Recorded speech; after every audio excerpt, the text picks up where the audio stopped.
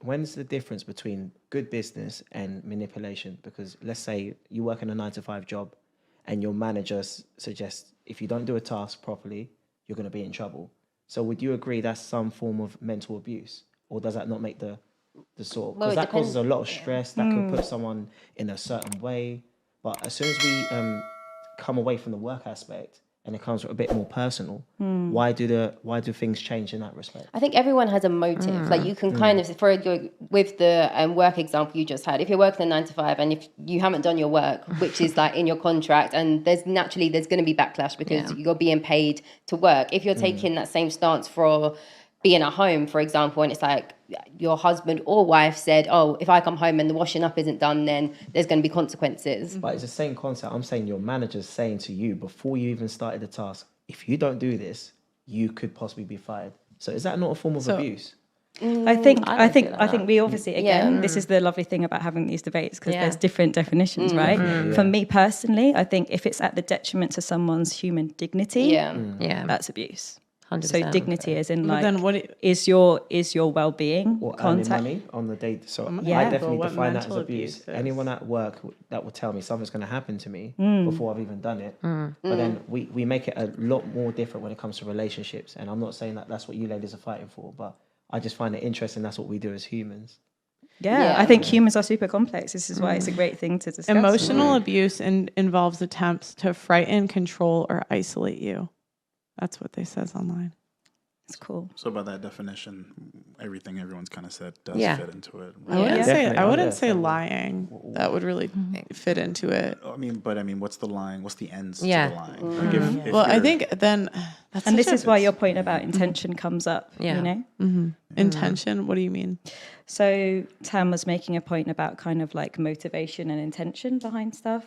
So I guess is the lie to exert a sense of control, power, to gain manipulation. power. I think intentions is stupid because you're never going to know someone's intentions. So correct. like, you can't mind so read. Who cares? You can't mind read someone's intentions, right? I think sometimes some people don't even know what their intent is. Yeah.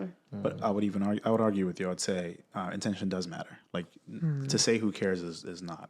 It's not fair because even like in the law, intention matters. Like if you slip and fall and someone dies as a result, you didn't intend to do that. You don't go to jail in the same way that if you planned that. So I think intention matters. Figuring that out is a different thing, but it's hard. I wouldn't agree with you to say it doesn't matter. Who cares? I guess because, for example, let's say you're walking and say you're at carnival, someone throws a bottle at you, at one of us. It hits your head. And then you're, oh my gosh, I'm hurt right now. And they say, oh, there's no intention there. It was an accident. Doesn't matter. I guess. Does it matter? How do you feel at that point? I guess you're right in the eyes of the law, but like, I just think the results matter. Yeah. So like, I don't really give a shit. Like, okay, if somebody hit me with their car on accident or on purpose, I don't give a shit. I got hit by a car.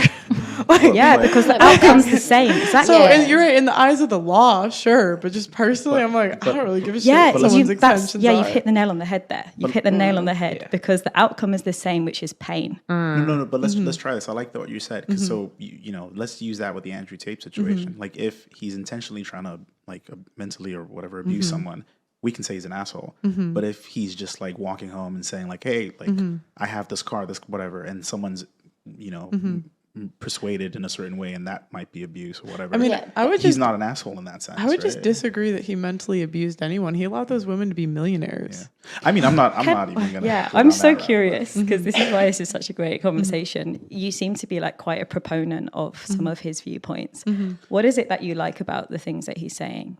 I think that I think a lot of the stuff he says makes sense. Like, for example, he talks about how men and women are different and they have different roles. I think a lot of times in society, we have women that want to be men and men that want to be women. And I think it leads to people being unhappy in the long term. And it's a lot of bad advice. And he just says that men are different and women are different. I think he says a lot of things that are true. They're uncomfortable. Like old women are less desirable. Women that have slept around are less desirable, but it's true. No dude wants a girl that's been ran through by the whole football team. They just don't. In general, unless I mean, there's exceptions, but I think like he's at least honest. Okay. And I'll second that. He's merely stating things that most of society thinks behind closed doors. So then point your finger at him and be like, you shouldn't be saying that. I think is very hypocritical because there's a lot of influencers there stating their views. I think there's a young lady that's being compared. Does anyone know her name? I think she's Latina descent.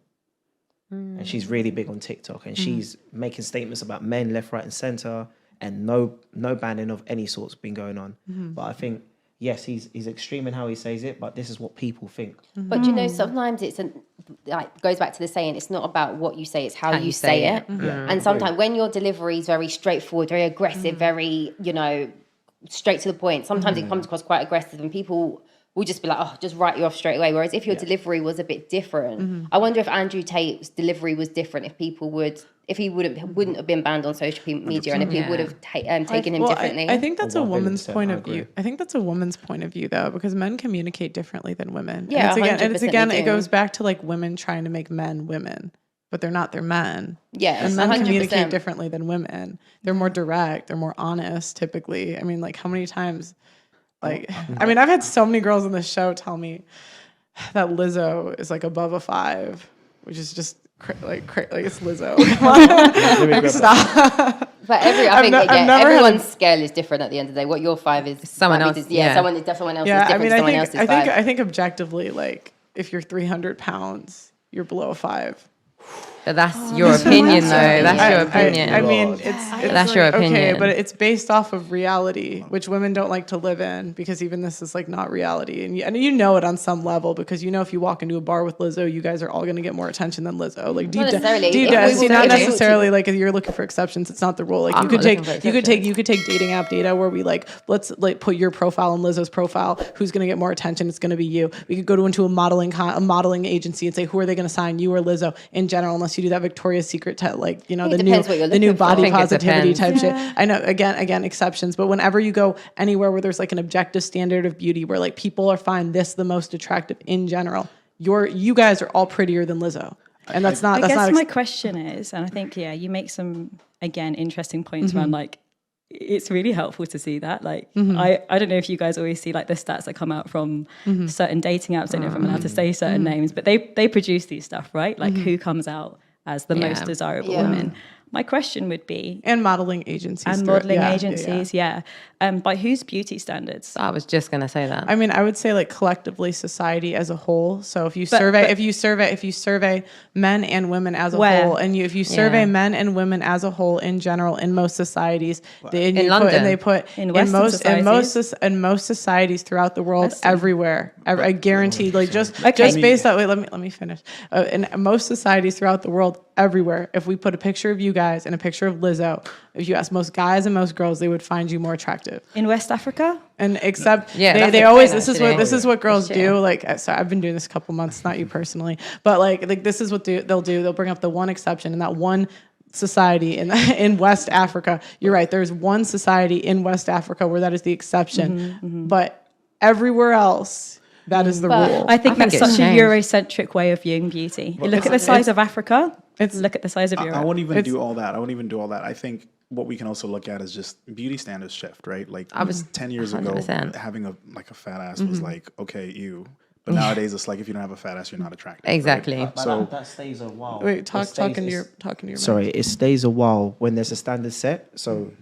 Let's say 10 years ago, being a supermodel thin was in fashion. It will stay there for a little bit, then there'll come another trend. Yeah. So it's not like it just changes. But the point I'm making is that the issue that I'm having is, and I agree with you. It's weird. I didn't think I was going to disagree with you as much as I'm doing today. But when it comes down to that number of like, or you're a 5 and below, it's like, okay, 10 years ago, if I had a fat ass, then I'm a 5 and below. But I didn't say 10 years ago. I said today. But I'm just saying, like, it shifts. So for you to say, like, I'm not going to comment on Lizzo, but for you to say that so definitively that if you're over this, you're that, I think that's what people have a hard time dealing with. And on top of that, it's like we connect that. What's that 5 mean? Okay. Do you think in most of human history, there probably wasn't even women over 300 pounds in most of human history. But since the development of like obesity, has obesity ever been desired by and large by men?